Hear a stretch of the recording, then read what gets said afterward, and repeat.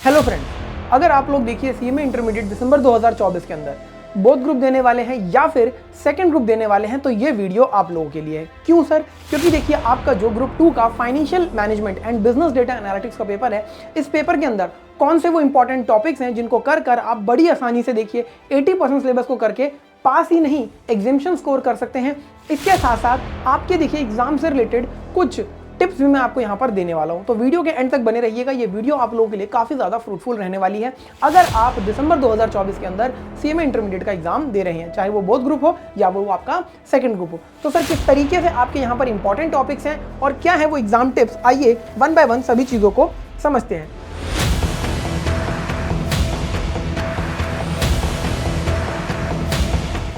तो देखिए सबसे पहले मैं आपको इंपॉर्टेंट टॉपिक्स बता देता हूं, ठीक है जी, ये आप नोट कर लीजिएगा। और इन पर्टिकुलर टॉपिक्स के अंदर भी कौन सी चीजें हैं जो आपको बहुत डिटेल में करनी है वो भी मैं आप लोगों को आज बताने वाला हूं, तो बहुत ध्यान से समझिएगा। देखिए जो आपके पास आपका फाइनेंशियल मैनेजमेंट के अंदर सबसे पहले tools for financial management analysis का टॉपिक है, 15% की वेटेज रखता है। ये आपको काफ़ी ज़्यादा अच्छे से करके जाना है। और ध्यान रखिएगा जो टॉपिक्स मैं यहाँ बता रहा हूँ ये तो आपको अच्छे से करके जाने ही है, लेकिन जो यहाँ नहीं लिखे हैं या मैंने जो नहीं बोले इसका मतलब ये नहीं है कि वो छोड़ देने हैं। एक बार अगर मौका मिले तो उनको देख ज़रूर लीजिएगा, ठीक है जी। और अगर बिल्कुल भी टाइम नहीं मिल रहा है तो कोई बात नहीं, इतना तो कम से कम बिल्कुल अच्छे से करके जाना।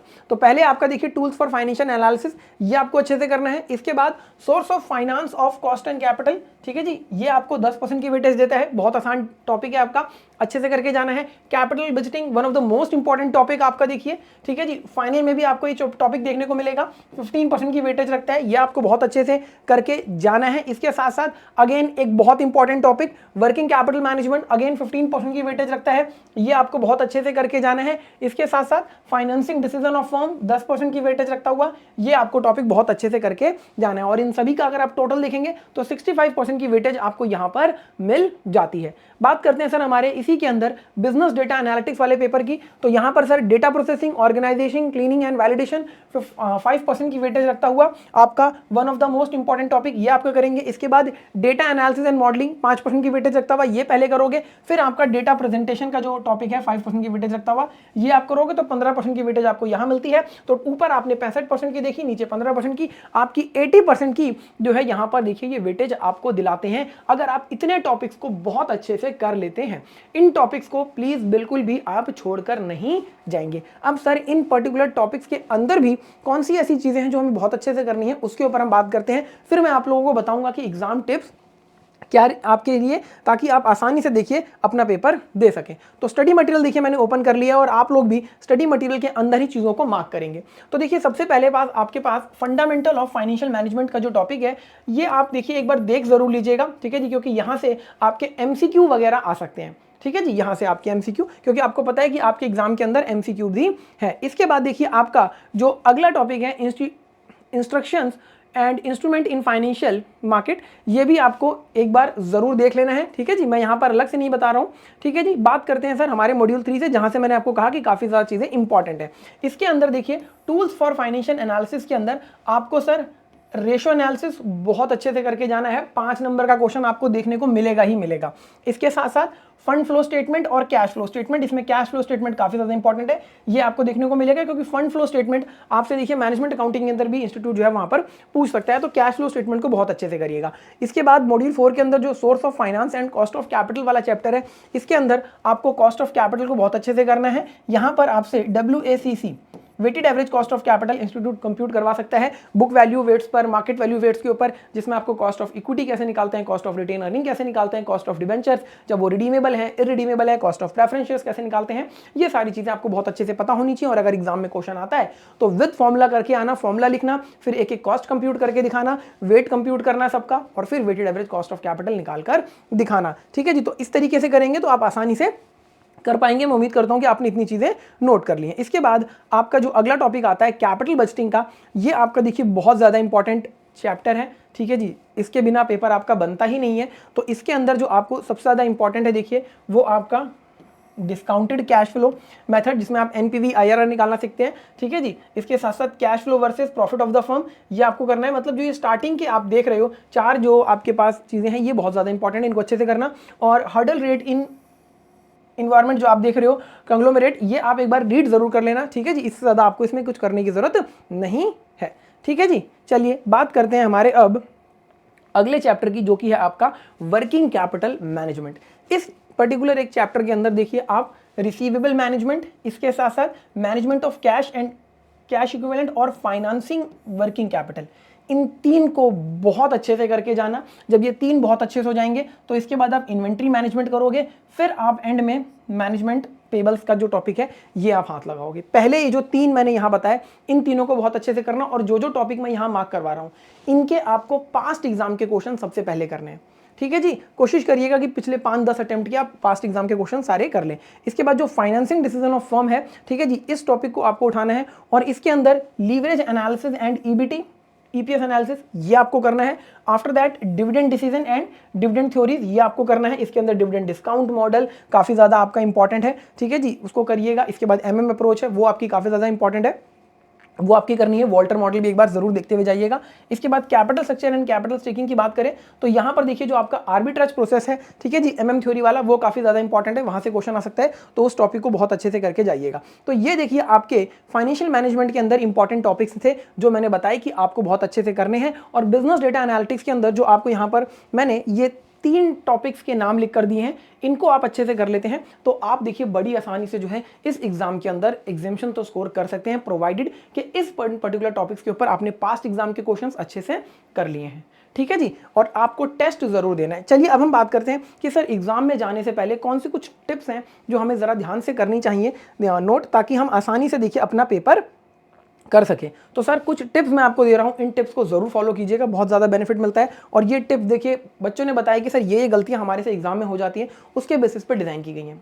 नंबर 1, सबसे पहले देखिए आपको अपने इजी क्वेश्चंस को अटेम्प्ट करना है। सर एग्जाम के अंदर हमें कैसे पता होगा कि इजी क्वेश्चन कौन सा है? तो सर आपने जिस टॉपिक को बहुत अच्छे से करा है, जो टॉपिक आपको बहुत आसान लगता है, अगर आपको उस टॉपिक के ऊपर जो जो क्वेश्चन दिख रहे हैं आप उनको मार्क कर लीजिए। शुरू में 15 मिनट जो मिलते हैं आप उस 15 मिनट के अंदर यही काम करेंगे, और जो क्वेश्चन बहुत अच्छे से आते हैं, जिस क्वेश्चन के सबसे ज्यादा पार्ट आपको बहुत अच्छे से आते हैं, उस क्वेश्चन को आप सबसे पहले करेंगे। एक क्वेश्चन के जितने भी पार्ट दिए हुए हैं कोशिश करिएगा कि सीक्वेंस में करें। सीक्वेंस नहीं फॉलो हो पाता कोई बात नहीं, जैसे सपोज क्वेश्चन नंबर 1 है, उसके 4 पार्ट दिए हैं, तो आपको पहले डी पार्ट अच्छे से आता है, आप डी करिए, फिर बी करिए, फिर सी करिए, फिर ए करिए, कोई दिक्कत नहीं है। लेकिन क्वेश्चन नंबर ए के 2 पार्ट करें, फिर क्वेश्चन नंबर बी के 2 पार्ट करें, फिर क्वेश्चन नंबर 1 का 1 पार्ट किया, ऐसे मत करना।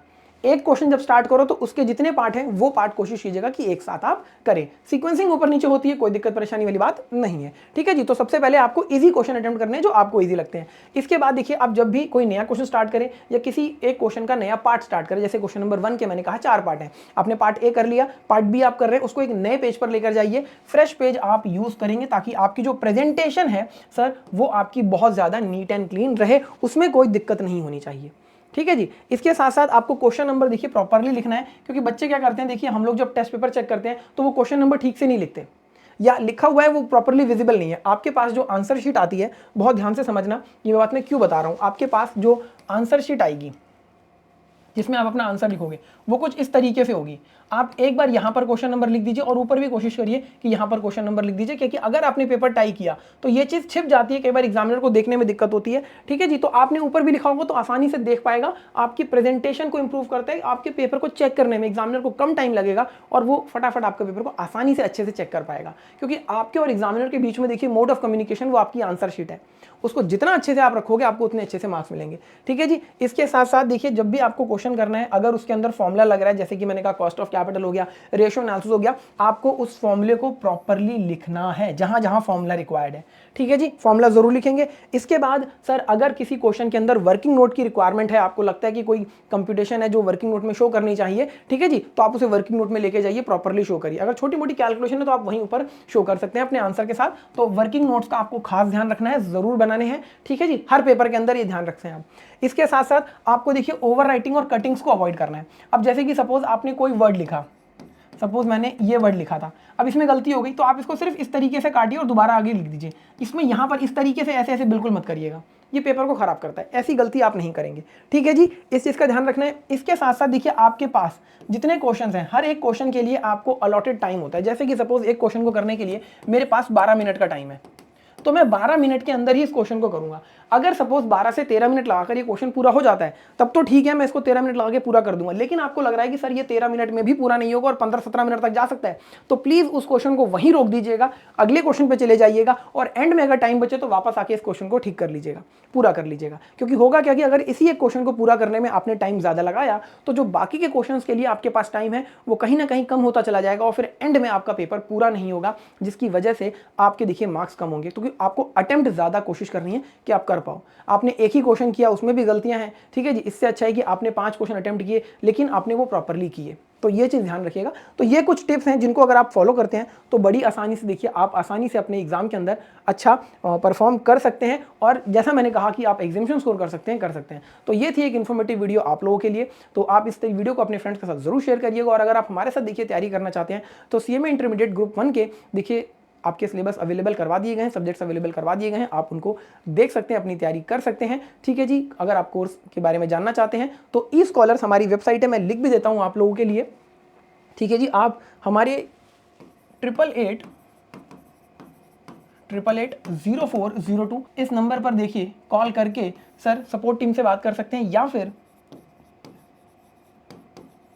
eScholars.in हमारी वेबसाइट है, इस पे कोर्सेज की इंफॉर्मेशन ले सकते हैं। ओटीटी प्लेटफॉर्म में देखिए आपको जो है सीएमए इंटरमीडिएट के कोर्सेज अवेलेबल करवा दिए गए हैं। 450 रुपए पर मंथ के बेसिस पर एक सब्जेक्ट 1 महीने की वैलिडिटी के लिए आपको मिलता है, जिसमें मल्टीपल फैकल्टी ऑप्शन आपको मिलते हैं और अनलिमिटेड व्यूज आपको मिलते हैं। तो जल्दी जाइए, कोर्सेज अगर आप लेना चाहते हैं तो ले सकते हैं और अपनी तैयारी को अच्छा कर सकते हैं। मिलते हैं नेक्स्ट वीडियो के अंदर। Thank you so much.